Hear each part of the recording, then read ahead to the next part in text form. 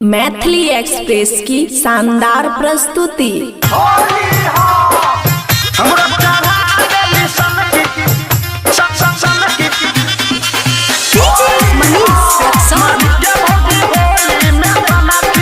खुशी recording studio बलुआहा।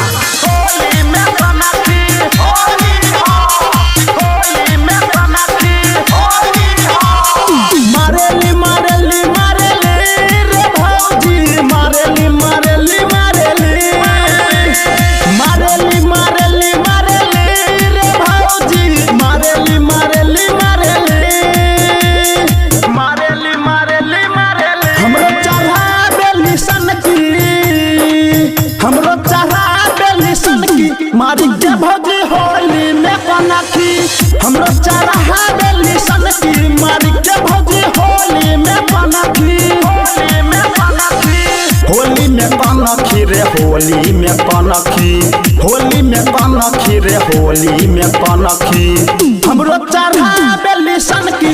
मारी के भौजी होली में पनाखी हमरो चढ़ा देली सनकी। मारी के भौजी होली में पनाखी।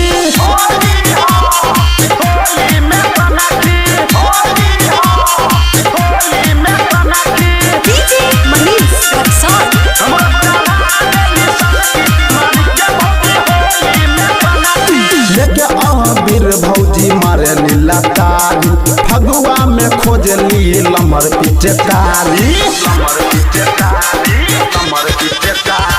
लेके बीर भौजी मारे लीला तारी फगुआ में खोजली लमर पिचकारी। पेन के घूमी सारी ललकी, पेन के घूमी सारी ललकी। मारी के भौजी होली में पनाखी हमरो चढ़ा देली सनकी। मारी के भौजी होली में पनाखी, होली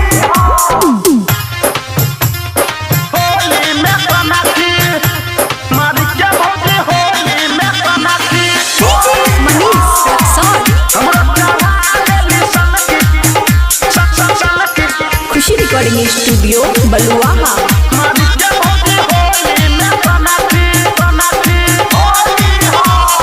कहेला चोली के चीजा भइल बसनगर लेहला जवानी आरा दिन हो फागुन भर।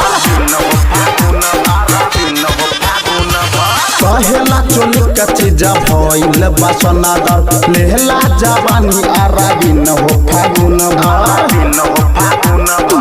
प्रेमी आजाद बन की मौसम बेदरा ही बन की। मारी के भौजी होली में पनाखी हमरो चढ़ा देली सनकी। मारी के भौजी होली में पनाखी। खुशी रिकॉर्डिंग स्टूडियो बलुआहा।